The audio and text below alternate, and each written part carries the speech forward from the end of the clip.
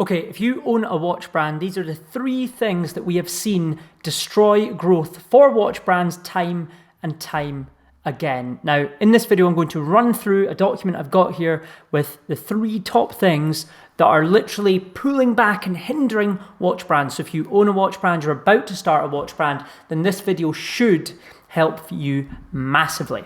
So number 1 is prematurely starting advertising or pushing traffic to your website before you're ready. And that sounds a little bit crazy, but most founders push traffic before they've built the infrastructure to actually monetize it. So we know that most watch brands, or most watch customers even, look into a watch for an extended period of time before purchasing. Okay. And what that means is you need to be ready to nurture the customer journey at every single point. But we don't see many brands do that. And the reason we don't see brands do this, I think, is excitement to start advertising and growing sales, and also maybe a lack of knowledge in that area. Now, without, for example, successful email marketing automations in the background of your website, you're not going to be able to grow sales with ads.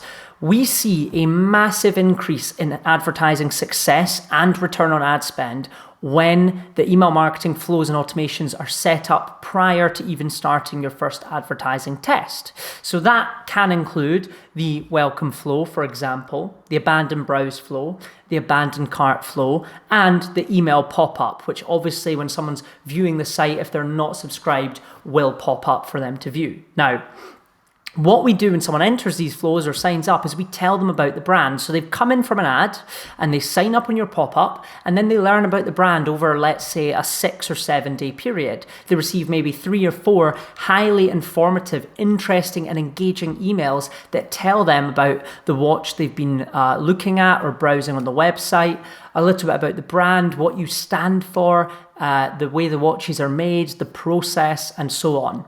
That engages customers more than just seeing an ad, looking at the website and clicking off and continuing doom scrolling on Instagram. Okay, so that is the number 1 thing. And I don't think many watch brands appreciate that watch buyers have an extended journey, an extended path to purchase. And it's really, really important to consider this when you're running or starting or founding a watch brand. Okay, you need to think about that extended customer journey and how you can guide customers and provide value to them so that they feel like they are valued by your brand. We see so many watch brands push ads to customers, force them to land on the website, spam them with some sort of discount, and then they fall off or maybe they buy.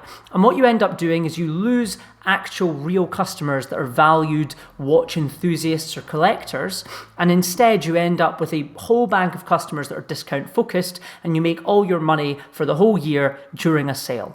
And that's not how you grow or scale an effective watch brand that actually values the art of watchmaking. It's just how you run a discount lifestyle watch brand. Okay? Number 2 is review spikes, driving traffic and not converting. Now, there's so many brands that we see that get YouTube reviews from YouTubers, and they are super impactful to the buyer journey. However, you don't see them convert. So many of them do not convert. Once again, this is because you don't have the email marketing back end to actually convert, nurture, and provide value to your potential customers. You seemingly get them on. If they don't buy, you're not interested in them. And so many watch brands do this, and it makes absolutely no sense at all.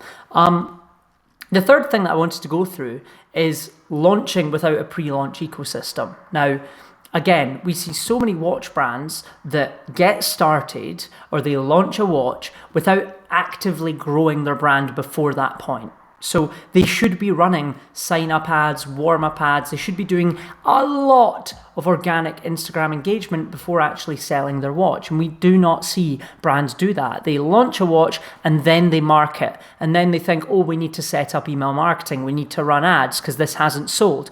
At that point, you have already failed. It is done.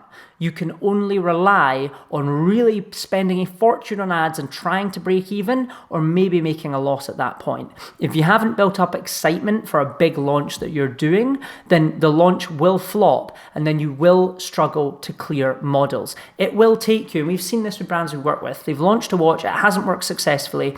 It usually takes them 6 to 12 months after the fact and multiple sales to actually clear that pre-order. Now that sucks for cash flow. You're not going to be able to grow or scale your brand or even work on the next watch if you're left in that scenario. So you need to be thinking about marketing before the fact, before you start scaling, okay?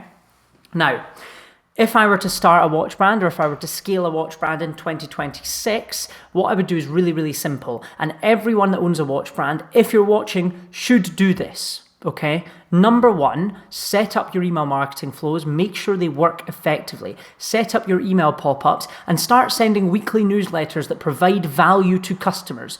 Do not just send simple pre-order updates or production updates on watches that people haven't ordered, okay? Only send emails like that, informative emails about an order placed to your customers who have ordered. I am fed up of seeing watch brands that I'm subscribed to sending me emails about a watch's production update that I've not ordered. It makes no sense. It doesn't value the customer. But the same brand owner will turn to me and say, I don't want to send emails about my brand or why I started the brand because I feel like I'm spamming customers. But they're okay with sending production updates to people who were not interested and didn't buy the watch. It does not make any sense, right? So you need to have an effective email marketing ecosystem in place that actually values each customer at their individual point in the journey.